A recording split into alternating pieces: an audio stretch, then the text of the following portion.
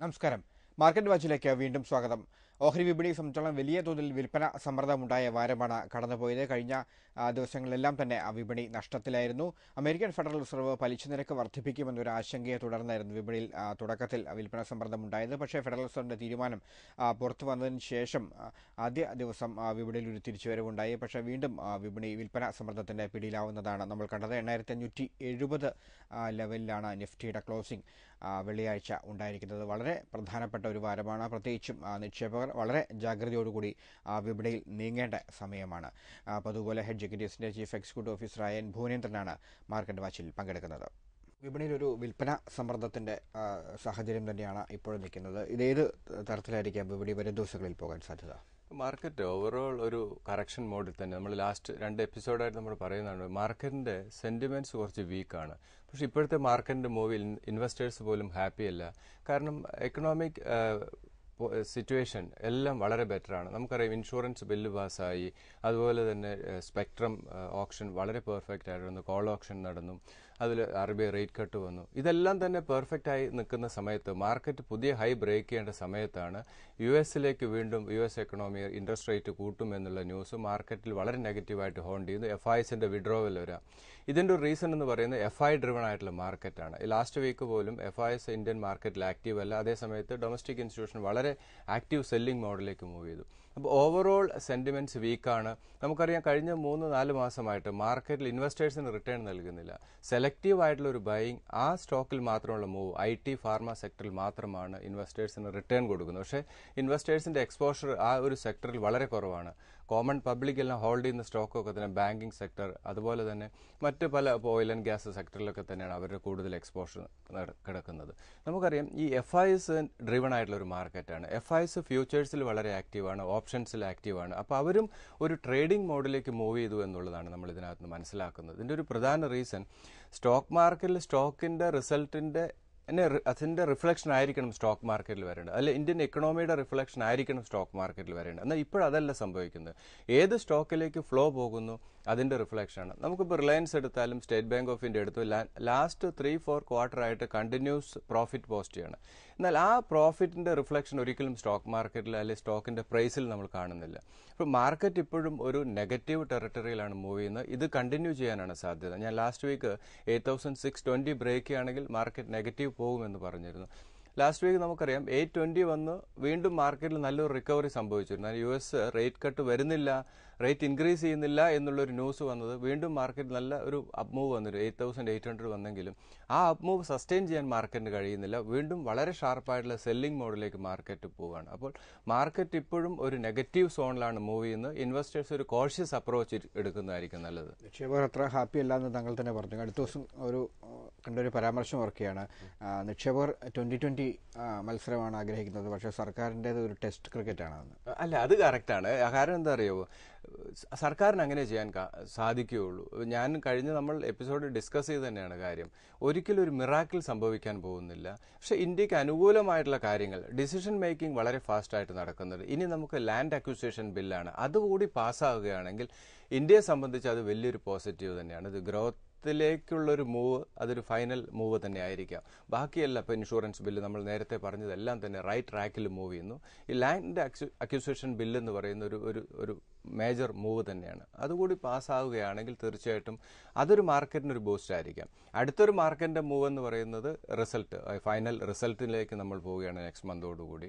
അത് തീർച്ചയായിട്ടും മാർക്കറ്റിന്റെ അടുത്ത മൂവ് നിശ്ചയിക്കുന്നത് തന്നെയായിരിക്കും. പക്ഷെ വളരെ ബെറ്റർ ആയിട്ടുള്ള റിസൾട്ട് ഒന്നും മാർക്കറ്റ് പ്രതീക്ഷിക്കുന്നില്ല. അതുകൊണ്ട് ഒരു മിറാക്കിൾ ഒന്നും സംഭവിക്കാൻ പോകുന്നില്ല. ഇപ്പോൾ മിനിസ്ട്രിയിൽ നിന്നാണെങ്കിലും ഇപ്പോൾ നമ്മൾ ഇൻഷുറൻസ് ബില്ല് പാസ്സായതൊക്കെ തന്നെ ലോങ് റണ്ണിൽ ഇന്ത്യയിലേക്ക് കൂടുതൽ ഫണ്ട് വരാനും നമ്മളുടെ റീറ്റെയിൽ പാർട്ടിസിപ്പേഷൻ കൂടും. ഞാൻ നേരത്തെ പറഞ്ഞില്ല, FI ഡ്രിവൺ ആയിട്ടുള്ള മാർക്കറ്റാണ്. ഈ FIസിനെ കൂടുതൽ കൺട്രോൾ ചെയ്യാൻ അനുവദിക്കുന്നത് ഇന്ത്യയെ സംബന്ധിച്ച് അവരുടെ ഒരു വിഡ്രോവൽ വന്നു. ഇപ്പോൾ US എന്ത് സംഭവിക്കുന്നു എന്ന് നോക്കിയിരിക്കേണ്ട ഗതികേടാണ് ഇന്ത്യയിലുള്ള ഇൻവെസ്റ്റേഴ്സിന്. കാരണം FI ഡ്രിവൺ ആണ്. US എന്തെങ്കിലും എക്കണോമിയിൽ സംഭവിച്ചാലോ അവിടെ എന്തെങ്കിലും എക്കണോമിക് മാറ്റം സംഭവിച്ചാൽ അതിന്റെ റിഫ്ലക്ഷൻ ഇന്ത്യൻ സ്റ്റോക്ക് മാർക്കറ്റിലാണ് സംഭവിക്കുന്നത്. അത് മാറി നമ്മുടെ റീറ്റെയിലേഴ്സ് ശക്തമാകണം. അങ്ങനെ വരണമെങ്കിൽ ഇന്ത്യൻ ഇൻസ്റ്റിറ്റ്യൂഷൻസ് ശക്തമാകണം, റീറ്റെയിലേഴ്സ് കൂടുതലായിട്ട് സ്റ്റോക്ക് മാർക്കറ്റിലേക്ക് വരണം. അതിന് ഇൻഷുറൻസ് ബിൽ ഒരു ഘടകമായിരിക്കാം. കാരണം കൂടുതൽ റീറ്റെയിൽ പാർട്ടിസിപ്പേഷൻ ത്രൂ ഇൻഷുറൻസ് അല്ലെങ്കിൽ മ്യൂച്വൽ ഫണ്ട് ത്രൂ സ്റ്റോക്ക് മാർക്കറ്റിലേക്ക് വരണം. കാരണം FISന്റെ വലിയൊരു സെല്ലിംഗ് വന്നാൽ അത് അബ്സോർബ് ചെയ്യാനുള്ള ഒരു കേപ്പബിലിറ്റി ഇന്ത്യൻ ഇൻസ്റ്റിറ്റ്യൂഷൻസ് അല്ലെങ്കിൽ ഇന്ത്യയിലെ റീറ്റെയിലേഴ്സിന് വേണം. ഇന്ത്യ വലിയൊരു കൺസ്യൂമർ ഗ്രൂപ്പാണ്, എന്ത് പ്രൊഡക്റ്റും സെല് ചെയ്യാൻ പറ്റും. പക്ഷേ എന്തുകൊണ്ട് സ്റ്റോക്ക് മാർക്കറ്റിലേക്ക് ആളുകൾ വരുന്നില്ല? കാരണം മാർക്കറ്റിൽ ഇങ്ങനെയുള്ള നെഗറ്റീവ്സ്, മാർക്കറ്റ് നല്ല റിട്ടേൺ ഇൻവെസ്റ്റേഴ്സിന് നൽകുന്നില്ല. അഭിലാഷ് പറഞ്ഞതുപോലെ എല്ലാവരും സ്റ്റോക്ക് മാർക്കറ്റിനെ കാണുന്നതും 2020 പോലെയാണ്. പക്ഷേ ഇതൊരു ടെസ്റ്റാണ്, ടെസ്റ്റ് ക്രിക്കറ്റ് പോലെ തന്നെയാണ്. കുറച്ച് പേഷ്യൻസ് ആവശ്യമാണ്. ബാലൻസ് ഫണ്ട് ഇൻവെസ്റ്റ് ചെയ്യുക, തീർച്ചയായിട്ടും സ്റ്റോക്ക് മാർക്കറ്റ് റിട്ടേൺ നൽകും. കാരണം ഇതിനകത്ത് എക്സ്റ്റേണൽ ആയിട്ടുള്ള കുറേയധികം കാര്യങ്ങൾ മാർക്കറ്റിനെ ഇൻഫ്ലുവൻസ് ചെയ്യുന്നുണ്ട്. അതുകൊണ്ട് തന്നെയാണ് പലർക്കും ഫിയർ സ്റ്റോക്ക് മാർക്കറ്റിൽ വരാനായിട്ട്. സൗണ്ടായിട്ടുള്ള കമ്പനികൾ over a period of 5 to 10 years huge റിട്ടേണാണ് കൊടുത്തിരിക്കുന്നത്. നമ്മളൊരു 25 yearsന്റെ അല്ലെങ്കിൽ 10 yearsന്റെ ഹിസ്റ്ററി എടുത്തു കഴിഞ്ഞാൽ നല്ല കമ്പനികൾ, അതിനകത്ത് സ്റ്റോക്ക് സെലക്ഷന് വളരെയധികം ഇമ്പോർട്ടൻസ് ഉണ്ട്. നല്ല സ്റ്റോക്ക് തന്നെയാണ് ഏറ്റവും നല്ല റിട്ടേൺ കൊടുത്തിരിക്കുന്നത്. ഇപ്പം മോദി ഗവൺമെന്റ് അധികാരത്തിൽ വന്നതിന് ശേഷം 9 months ആയിട്ടുള്ളൂ. സ്റ്റോക്ക് മാർക്കറ്റിന് ഇനി എത്രയോ ഇയേഴ്സ് പോകേണ്ടതാണ്. അപ്പോൾ കുറച്ചുകൂടെ പേഷ്യൻസ് കാണിക്കുക. സിറ്റുവേഷൻ എല്ലാം ബെറ്ററാണ്. പക്ഷേ ഇപ്പോഴത്തെ ഒരു ഷോർട്ട് ടൈം എന്ന് പറയുന്നത് കുറച്ച് നെഗറ്റീവ് സോണിൽ തന്നെയാണ് മൂവ് ചെയ്യുന്നത്. ഇൻവെസ്റ്റേഴ്സ് ഒരു കോഷ്യസ് അപ്രോച്ച് എടുക്കുക, വളരെ ഷാർപ്പായിട്ടുള്ള സെൽ ഓഫ് ഒരു ബൈയിങ് ഓപ്പർച്യൂണിറ്റി ആയിട്ടിരിക്കുക. പെട്ടെന്ന് മാർക്കറ്റിൽ വളരെ ഷാർപ്പായിട്ടുള്ള ഒരു റിക്കവറി വരാനോ വലിയ റിട്ടേൺ നൽകാനുള്ള ഒരു സാഹചര്യം ഇപ്പോൾ നിലവിലില്ല. മാർക്കറ്റ് വാച്ചിൽ ഇനി കത്തുകളിലേക്ക് കിടക്കാം. അതിനു മുമ്പ് ഒരു ചെറിയ ഇടവേള.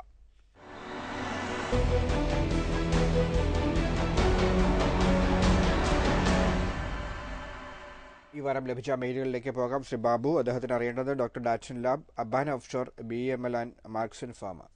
ഇതിൽ ഈ സ്റ്റോക്ക് ഇപ്പോൾ ഡാറ്റ്സൺ ലാബ് എന്ന് പറയുന്നത് ലോസ് മേക്കിംഗ് ആണ്, ഫണ്ടമെന്റലി സൗണ്ട് അല്ല. ആ സ്റ്റോക്കിലൊരു ഇൻവെസ്റ്റ്മെന്റ് അഡ്വൈസ് ചെയ്യാൻ പറ്റില്ല. കാരണം എനിക്ക് ആ ഡിസിഷൻ അദ്ദേഹം എടുക്കുന്നത് തന്നെയായിരിക്കും നല്ലത്. കാരണം വാല്യൂ ബിലോ 6 rupees നിൽക്കുന്ന ഒരു സ്റ്റോക്ക്, അതിനകത്തൊരു ഇൻവെസ്റ്റ്മെന്റ് എന്ന് പറയുന്നത് ചിലപ്പോൾ മാർക്കറ്റിൽ വലിയൊരു റൈഡ് സംഭവിക്കുകയാണെങ്കിൽ ഈ സ്റ്റോക്ക് മൂവ് ചെയ്യാം. അതേസമയത്ത് ഫണ്ടമെന്റലി സൗണ്ട് അല്ല, ലോസ് മേക്കിംഗ് ആണ്. ഡാറ്റ്സന്റെ ഡിസിഷൻ അദ്ദേഹം തന്നെ എടുക്കുന്നതായിരിക്കും നല്ലത്. ദെൻ അബാൻ ഓഫ്ഷോർ ആണ്. അബാൻ ഓഫ്ഷോർ ഇപ്പോഴത്തെ രീതിയിൽ 420 ലെവലിലേക്ക് വരികയാണെങ്കിൽ ഇൻവെസ്റ്റ്മെന്റിന് പരിഗണിക്കാം. ആ ഒരു ലെവൽ വരാനുള്ള പോസിബിലിറ്റി വളരെയധികം കൂടുതലാണ്. കാരണം മാർക്കറ്റിന്റെ ഡൗൺ സൈഡ് സപ്പോർട്ട് ബ്രേക്ക് ചെയ്യാനാണ് സാധ്യത കൂടുതൽ. മാർക്കറ്റിൽ ഒരു സെൽ ഓഫ് വരാനുള്ള സാധ്യത ഇപ്പോഴത്തെ സാഹചര്യത്തിൽ നിലനിൽക്കുന്നു. അതുകൊണ്ട് തന്നെ ഡൗൺ സൈഡ് ബ്രേക്ക് ചെയ്യാനുള്ള ഒരു സാധ്യത കൂടുതലാണ്. അതുകൊണ്ട് ഇൻവെസ്റ്റേഴ്സിന് ബൈയിങ് ഓപ്പർച്യൂണിറ്റി വരും ദിവസങ്ങളിൽ ലഭിക്കാനുള്ളൊരു സാധ്യതയുണ്ട്.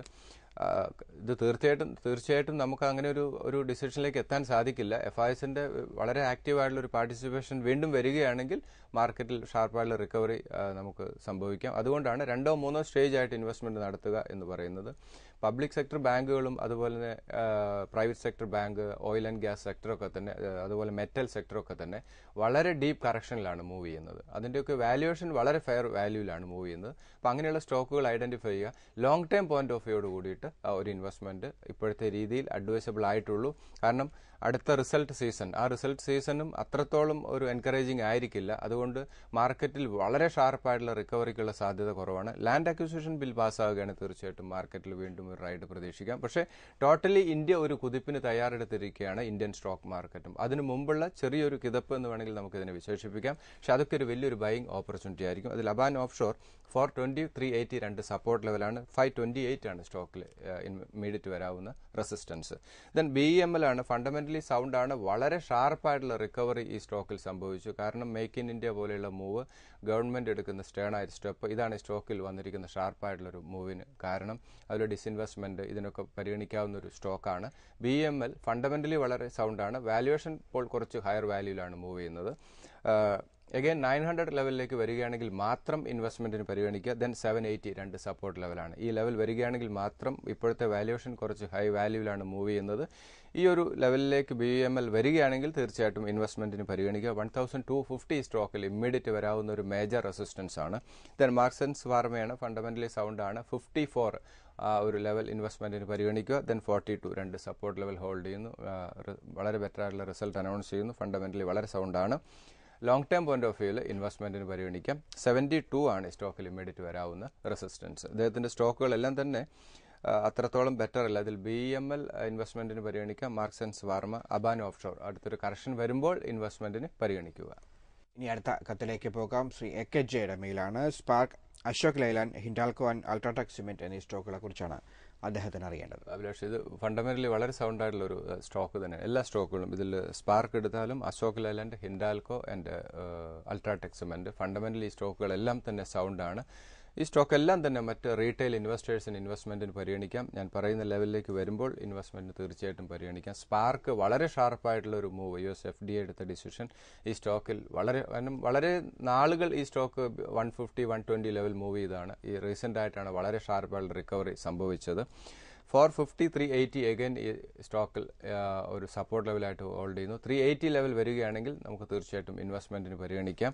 650 ആണ് സ്റ്റോക്കിൽ ഇമ്മീഡിയറ്റ് വരാവുന്ന റെസിസ്റ്റൻസ്. ദെൻ അശോക് ലെയ്ലാൻഡ് ആണ്. Ashok Leyland long term point of വ്യൂവിൽ ഇൻവെസ്റ്റ്മെന്റിന് പരിഗണിക്കാം. 64 മാർക്കറ്റ് വാച്ച് തന്നെ പലപ്പോഴും റെക്കമെൻഡ് ചെയ്താണ് 40 റേഞ്ചിലൊക്കെ തന്നെ. അതിനുശേഷം 72 ലെവൽ വരെ മൂവ് ചെയ്തു. അഗൈൻ സ്റ്റോക്കിൽ ഒരു കറക്ഷൻ സംഭവിക്കുകയാണെങ്കിൽ 64 ലെവൽ ഇൻവെസ്റ്റ്മെന്റിന് പരിഗണിക്കാം. 56 ഈ ലെവലിലേക്ക് വരാനുള്ള സാധ്യത മാർക്കറ്റിൽ കൂടുതൽ കാണുന്നു. അതുകൊണ്ട് കുറച്ചുകൂടെ പേഷ്യൻസോടുകൂടി വെയിറ്റ് ചെയ്യുക. ഈ ലെവൽ വരുമ്പോൾ ഇൻവെസ്റ്റ്മെന്റ് നടത്താൻ യാതൊരു കാരണവശാലും ഒരു ഫിയറിന്റെ ആവശ്യമില്ല. 64 ആൻഡ് 56 അശോക് ലെയ്ലാൻഡിനെ സംബന്ധിച്ച് രണ്ട് സപ്പോർട്ട് ലെവലാണ്. ഇൻവെസ്റ്റ്മെന്റിന് തീർച്ചയായിട്ടും അത് പരിഗണിക്കുക. 75 ആണ് സ്റ്റോക്കിൽ ഇമ്മീഡിയറ്റ് വരാവുന്ന റെസിസ്റ്റൻസ്. ദെൻ ഹിൻഡാൽകോ 121, 111 മാർക്കറ്റ് അതല്ലെങ്കിൽ ഈ സെക്ടർ എല്ലാം തന്നെ നെഗറ്റീവ് ടെറിട്ടറിയിലാണ് മൂവ് ചെയ്യുന്നത്. കമ്പനി സംബന്ധിച്ച് ചില നെഗറ്റീവ് ന്യൂസ് നിലനിൽക്കുന്നു. അഗൈൻ വാല്യുവേഷൻ ഫെയർ അല്ലെങ്കിൽ ഒരു ഡിസ്കൗണ്ട് വാല്യൂവിലാണ് മൂവ് ചെയ്യുന്നത്. ചൈനയിൽ ഉണ്ടായിരിക്കുന്ന സ്ലോ ഡൗൺ, ജപ്പാൻ, ഇതൊക്കെ തന്നെ ഈ സ്റ്റോക്കിനെ റിഫ്ലക്ട് ചെയ്യുന്നുണ്ട്. 121, 111 രണ്ട് സപ്പോർട്ട് ലെവലാണ്. 160 ആണ് സ്റ്റോക്കിൽ ഇമ്മീഡിയറ്റ് വരാവുന്ന റെസിസ്റ്റൻസ്.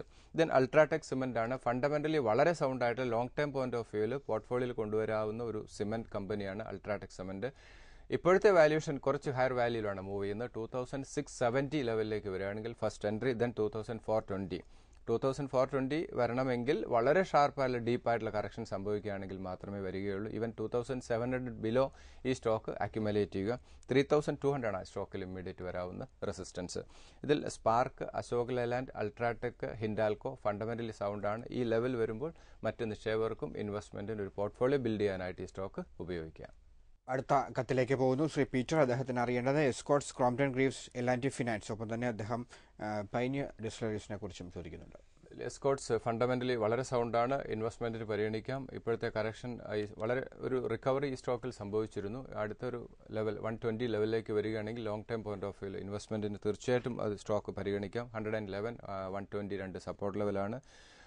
ഇൻവെസ്റ്റേഴ്സ് ശ്രദ്ധിക്കുക, ഡൗൺ സൈഡ് ബ്രേക്ക് ചെയ്ത് പോകാനുള്ള സാധ്യതയുണ്ട്. അതൊരു ഇൻവെസ്റ്റ്മെന്റ് ഓപ്പർച്യൂണിറ്റിയാണ്. ഒരിക്കലും ഫിയറിന്റെ ആവശ്യമില്ല. കാരണം സിറ്റുവേഷൻ വളരെ ബെറ്റർ ഷേപ്പിലാണ് ഇന്ത്യൻ എക്കണോമി മൂവ് ചെയ്യുന്നത്. ഇതൊക്കെ FISന്റെ ഒരു സെല്ലിംഗ് കൊണ്ട് വന്നിരിക്കുന്ന ഒരു സെൽ ഓഫ് ആണ്. പക്ഷെ നമ്മൾ നല്ല സ്റ്റോക്ക്, നല്ലൊരു പോർട്ട്ഫോളിയോ ബിൽഡ് ചെയ്യാനുള്ള വലിയൊരു ഓപ്പർച്യൂണിറ്റിയാണ് അടുത്ത കമ്മിങ് 3 months അല്ലെങ്കിൽ 2 months എന്ന് പറയുന്നത് വരുന്നത്. അതൊരു ഇൻവെസ്റ്റ്മെന്റ് ഓപ്പർച്യൂണിറ്റി ആയിട്ട് തന്നെ ഇൻവെസ്റ്റേഴ്സ് പരിഗണിക്കുക. 120, 107 രണ്ട് സപ്പോർട്ട് ലെവലാണ് എസ്കോട്ട്സ്. 160 ആണ് സ്റ്റോക്കിൽ ഇമ്മീഡിയറ്റ് വരാവുന്ന റെസിസ്റ്റൻസ്. ദെൻ L&T ഫിനാൻസ് ആണ്. പേഷ്യൻസ് ഈ സ്റ്റോക്കിലും തീർച്ചയായിട്ടും ആവശ്യമാണ്. 60 ആൻഡ് 52 ലെവലിലേക്ക് പോകാനുള്ള സാധ്യത വളരെ കുറവാണ്. 62 ഒരു സ്ട്രോങ് സപ്പോർട്ട് സോൺ തന്നെയാണ്. ഇൻവെസ്റ്റ്മെന്റിന് പരിഗണിക്കുക. ലോങ് ടേം പോയിന്റ് ഓഫ് വ്യൂവിൽ 80 ആണ് സ്റ്റോക്കിൽ ഇമ്മീഡിയറ്റ് വരാവുന്ന റെസിസ്റ്റൻസ്. ദെൻ ക്രോംപ്ടൺ ഗ്രീവ്സ് ആണ്. തീർച്ചയായിട്ടും ലോങ് ടേം പോയിന്റ് ഓഫ് വ്യൂവിൽ ഇൻവെസ്റ്റ്മെന്റിന് പരിഗണിക്കാവുന്ന ഒരു സ്റ്റോക്കാണ്. ഒരു റീസ്ട്രക്ചറിംഗ് നടന്നുകൊണ്ടിരിക്കുന്നു. 150 ആൻഡ് 130 ലെവലിലേക്ക് വരാനുള്ള സാധ്യത കുറവാണ്. ഇപ്പോഴത്തെ ടെക്നിക്കൽ ചാർട്ട് നമ്മൾ സ്റ്റഡി ചെയ്യുമ്പോൾ 130 കാണിക്കുന്നു. പക്ഷേ അതിനുള്ള സാധ്യത വളരെ കുറവാണ്. ഈവൻ 150 ഒരു സ്ട്രോങ് സപ്പോർട്ട് സോണാണ്. ഇപ്പോഴത്തെ കറന്റ് ലെവൽ പോലും long term point of view ഇൻവെസ്റ്റ്മെന്റിന് പരിഗണിക്കാം. 180 ആണ് സ്റ്റോക്കിൽ ഇമ്മീഡിയറ്റ് വരാവുന്ന ഒരു മൈനർ റെസിസ്റ്റൻസ് ആണ്. Long term point of view stock ഒരു 250, 300 ലെവലിലേക്ക് പോകാനുള്ള സ്ട്രെങ്ത് ഉണ്ട് over a period of 1 year. Then Pioneer distillery ആണ്. ലോസ് മേക്കിംഗ് ആണ്. റിസർവ് മൈനസ് ആണ്. ഫണ്ടമെന്റലി സൗണ്ട് അല്ല. റിസ്ക് അദ്ദേഹത്തിന് എടുക്കാൻ സാധിക്കുമെങ്കിൽ ഒരു ബുൾ റൈഡ് വരുമ്പോൾ ഈ സ്റ്റോക്കിലൊക്കെ തന്നെ ഒരു മൂവ് നമുക്ക് പ്രതീക്ഷിക്കാം. 65 ആൻഡ് 50 രണ്ട് സപ്പോർട്ട് ലെവലാണ്. 100 ആണ് സ്റ്റോക്കിൽ ഇമ്മീഡിയറ്റ് വരാവുന്ന റെസിസ്റ്റൻസ്. ഇതിൽ എസ്കോട്ട്സ്, ക്രോംപ്ടൺ ഗ്രീവ്സ് തീർച്ചയായിട്ടും ഇൻവെസ്റ്റ്മെന്റിന് പരിഗണിക്കുക. മാർക്കറ്റ് വാച്ചിൽ ഇനിയൊരു ഇടവേള.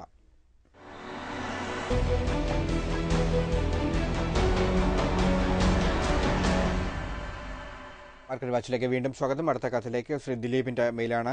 State bank of India, JSW energy, rural electrification, Manappuram, Punj and Zenith Birla എന്നീ സ്റ്റോക്കുകളെ കുറിച്ചാണ് അദ്ദേഹം ചോദിക്കുന്നത്. സ്റ്റേറ്റ് ബാങ്ക് ഓഫ് ഇന്ത്യ തീർച്ചയായിട്ടും ഇൻവെസ്റ്റ്മെന്റിന് പരിഗണിക്കുക. ലോങ് ടേം പോയിന്റ് ഓഫ് വ്യൂവിൽ നല്ല return State bank of India തരാൻ സാധ്യതയുണ്ട്. നെക്സ്റ്റ് റിസൾട്ട് തീർച്ചയായിട്ടും സ്റ്റേറ്റ് ബാങ്ക് ഓഫ് ഇന്ത്യയുടെ മൂവ് നിശ്ചയിക്കും. ഇപ്പോഴത്തെ വാല്യുവേഷൻ ഒരു ഫെയർ വാല്യൂവിലാണ്. 270 and 240 ഷാർപ്പ് സെൽ ഓഫ് മാർക്കറ്റിൽ വരികയാണെങ്കിൽ അല്ലെങ്കിൽ അടുത്ത് വരുന്ന റിസൾട്ട് മോശമാവുകയാണെങ്കിൽ മാത്രമേ ആ ഒരു ലെവലിലേക്ക് പോകാൻ സാധ്യതയുള്ളൂ. ഈവൻ 270 ഒരു സ്ട്രോങ് സപ്പോർട്ട് സോൺ തന്നെയാണ് state bank of India long term point of വ്യൂവിൽ ഇൻവെസ്റ്റ്മെന്റിന് പരിഗണിക്കുക. 340 ആണ് സ്റ്റോക്കിൽ ഇമ്മീഡിയറ്റ് വരാവുന്ന റെസിസ്റ്റൻസ്. ദെൻ JSW എനർജി 110-100 രണ്ട് സപ്പോർട്ട് ലെവലാണ്, ഇൻവെസ്റ്റ്മെന്റിന് പരിഗണിക്കാം. 130 ആണ് സ്റ്റോക്കിൽ ഇമ്മീഡിയറ്റ് വരാവുന്ന resistance. Then rural electrification fundamentally വളരെ സൗണ്ടാണ്, ഇൻവെസ്റ്റ്മെന്റിന് പരിഗണിക്കാം. 310 to 80 long term point of വ്യൂവിൽ തീർച്ചയായിട്ടും സൗണ്ട് ഫണ്ടമെന്റൽ സപ്പോർട്ട് ചെയ്യുന്നു, ഇൻവെസ്റ്റ്മെന്റിന് പരിഗണിക്കുക. 400 ആണ് സ്റ്റോക്കിൽ ഇമ്മീഡിയറ്റ് വരാവുന്ന റെസിസ്റ്റൻസ്. ദെൻ മണപ്പുറം ഫൈനാൻസ് ആണ് 32 and 24 വരാനുള്ള പോസിബിലിറ്റി കുറവാണ്. 32 ഒരു സ്ട്രോങ് സപ്പോർട്ട് സോൺ തന്നെയാണ്. 32 ബ്രേക്ക് ആണെങ്കിൽ 28-32 ലെവലായിരിക്കും ഒരു മൂവിംഗ് റേഞ്ച് ആയിട്ട് ഫിക്സ് ചെയ്യാനുള്ള ഒരു സാധ്യത. 40 ആണ് സ്റ്റോക്കിൽ ഇമ്മീഡിയറ്റ് വരാവുന്ന റെസിസ്റ്റൻസ്. ദെൻ പുഞ്ചുലോയിഡ് ആണ് 30 and 23 രണ്ട് സപ്പോർട്ട് ലെവലാണ്. 50 സ്റ്റോക്കിൽ ഇമ്മീഡിയറ്റ് വരാവുന്ന resistance. Zenith Birla fundamentally sound അല്ല, ആ സ്റ്റോക്കിന്റെ ഡിസിഷൻ അദ്ദേഹം എടുക്കുന്നതായിരിക്കും നല്ലത്. ഇതിൽ State bank of India, rural electrification, Manappuram, JSW energy ഇൻവെസ്റ്റ്മെന്റിന് പരിഗണിക്കാം. മാർക്കറ്റിൽ കറക്ഷൻ സംഭവിക്കുമ്പോൾ 2-3 സ്റ്റേജ് ആയിട്ട് ഇൻവെസ്റ്റ്മെന്റ് പരിഗണിക്കുക. നിഫ്റ്റി വീണ്ടും 8000-ലേക്കൊക്കെ എത്തുമെന്നാണ് അനലിസ്റ്റുകൾ പറയുന്നത്. അതിനുള്ള സാധ്യത എങ്ങനെ കാണാം? 8000 ലെവലിലേക്ക് ഇപ്പോഴത്തെ സാഹചര്യത്തിൽ പോകില്ല എന്ന് നമുക്ക് പറയാൻ സാധ്യല്ല. സ്റ്റോക്ക് മാർക്കറ്റ് ആണല്ലോ. ഇപ്പോഴത്തെ രീതിയിൽ പോസിബിലിറ്റി കൂടുതൽ 8250 ബ്രേക്ക് ചെയ്യുകയാണെങ്കിൽ ആ ഒരു ലെവലിലേക്ക് പോകാം. ഇപ്പോഴത്തെ രീതി 8570 മാർക്കറ്റ് മൂവ് ചെയ്യുന്നു. എന്തെങ്കിലും നെഗറ്റീവ് ന്യൂസ് വരികയാണെങ്കിൽ ആ ഒരു ലെവലിലേക്ക് ഇപ്പോഴത്തെ സാഹചര്യത്തിൽ മാർക്കറ്റ് ഒരു നെഗറ്റീവ് ടെറിട്ടറിയിലാണ് മൂവ് ചെയ്യുന്നത്. 8000 എന്ന് പറയുന്നത് അടുത്തൊരു ഫോർത്ത് ക്വാർട്ടർ റിസൾട്ട് മോശമാവുകയാണെങ്കിൽ തീർച്ചയായിട്ടും ആ ഒരു ലെവലിലേക്ക് പോകാം. പക്ഷെ അതൊരു ഡീപ്പ് ഡിസ്കൗണ്ട് വാല്യൂ ആയിരിക്കാം. പക്ഷെ അതിനു മുമ്പ് എന്തെങ്കിലും പോസിറ്റീവ് ന്യൂസ് വരുമെന്നാണ് എനിക്ക് തോന്നുന്നത്. ഇപ്പോഴത്തെ സാഹചര്യത്തിൽ നമുക്ക് ആ ഒരു ലെവൽ പ്രതീക്ഷിക്കാൻ സാധിക്കില്ല. പക്ഷെ മാർക്കറ്റാണ് ടെറിട്ടറിയിലാണ് മൂവ് ചെയ്യുന്നത്. 8250 എന്ന് പറയുന്ന ഒരു ക്രൂഷ്യലാണ്. ആ ലെവലിൽ നിന്ന് മാർക്കറ്റ് റീബൗണ്ട് ചെയ്യാനുള്ള സാധ്യത വളരെ കൂടുതലാണ്. ടെക്നിക്കലി 8250 അതാണ് ഒരു മേജർ സപ്പോർട്ടായിട്ടുള്ളത്. ഇപ്പോഴത്തെ രീതിയിൽ 8620 ബ്രേക്ക് ചെയ്തു. ദെൻ ഒരു നെഗറ്റീവ് സോണിലേക്ക് മാർക്കറ്റ് മൂവ് ചെയ്തു. FIS ആക്റ്റീവ് അല്ല, ഡൊമസ്റ്റിക് ഇൻസ്റ്റിറ്റ്യൂഷൻ സെല്ലിംഗ് മോഡിൽ പോകുന്നു. ഇനി തീർച്ചയായിട്ടും വെയിറ്റ് ചെയ്യുന്നത് റിസൾട്ട് തന്നെയാണ്. അപ്പോൾ 8250 എന്ന് പറയുന്നത് അടുത്തൊരു മേജർ സപ്പോർട്ട് സോണാണ്. അതിനു മുമ്പ് ഏത് ലെവലിൽ നിന്ന് വേണമെങ്കിലും മാർക്കറ്റിൽ ഒരു റിക്കവറി സംഭവിക്കാം. പക്ഷേ ഓവറോൾ മാർക്കറ്റിന് ഒരു നെഗറ്റീവ് ടെറിട്ടറിയിൽ മാർക്കറ്റ് മൂവ് ചെയ്യുന്നതുകൊണ്ട് ഒരു കോഷ്യസ് അപ്രോച്ച്. പക്ഷേ ഇൻവെസ്റ്റേഴ്സ് ഇതിനെക്കുറിച്ച് ഓർത്ത് വറീഡ് ആകണ്ട. അവർക്ക് കിട്ടുന്ന വലിയൊരു ഓപ്പർച്യൂണിറ്റിയാണ് ഇങ്ങനെയുള്ള കറക്ഷൻസ് എന്നൊക്കെ പറയുന്നത്. വളരെ ഫണ്ടമെന്റലി വളരെ സൗണ്ട് ആയിട്ടുള്ള സ്റ്റോക്കൊക്കെ തന്നെ നല്ല വാല്യുവേഷനിൽ ലഭിക്കുന്നു എന്നുള്ളത് അതൊരു ഓപ്പർച്യൂണിറ്റി ആയിട്ട് കാണുക.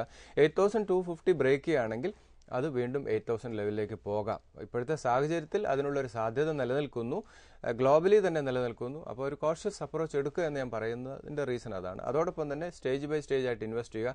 ഏത് ലെവലും ഈ ഒരു സിറ്റുവേഷൻ, ഈ നെഗറ്റീവ് സിറ്റുവേഷൻ വേണമെങ്കിൽ നെക്സ്റ്റ് വീക്കിൽ മാറാം. അപ്പോൾ അതുകൊണ്ട് നമ്മൾ 8000 വരും എന്നോർത്ത് 8250 വരും എന്ന് വിചാരിച്ച് സ്റ്റോക്കിൽ ഇൻവെസ്റ്റ് ചെയ്യാതിരുന്നിട്ട് കാര്യമില്ല. ഇപ്പോഴത്തെ രീതിയിൽ സ്റ്റേ ഇൻവെസ്റ്റഡ് എന്നുള്ള സ്ട്രാറ്റജി തന്നെ. കാരണം സ്റ്റോക്ക് മാർക്കറ്റ് അഭിലാഷ് പറഞ്ഞ 2020 അല്ലല്ലോ, അതൊരു ലോങ് ടൈം സ്റ്റോറിയാണല്ലോ. അപ്പോൾ കുറച്ചുകൂടെ പേഷ്യൻസ് കാണിക്കുക. Long time point of view India safer സോണിലാണ് മൂവ് ചെയ്യുന്നത്. അത് തന്നെയാണ് ഇൻവെസ്റ്റ് ചെയ്യാനുള്ള ഒരു ഓപ്പർച്യൂണിറ്റി എന്ന് പറയുന്നത്. അപ്പോൾ ഇനി വരുന്ന കറക്ഷൻസ് ഒക്കെ തന്നെ it's A great opportunity. Stay invested, അത് തന്നെയാണ് സ്ട്രാറ്റജി.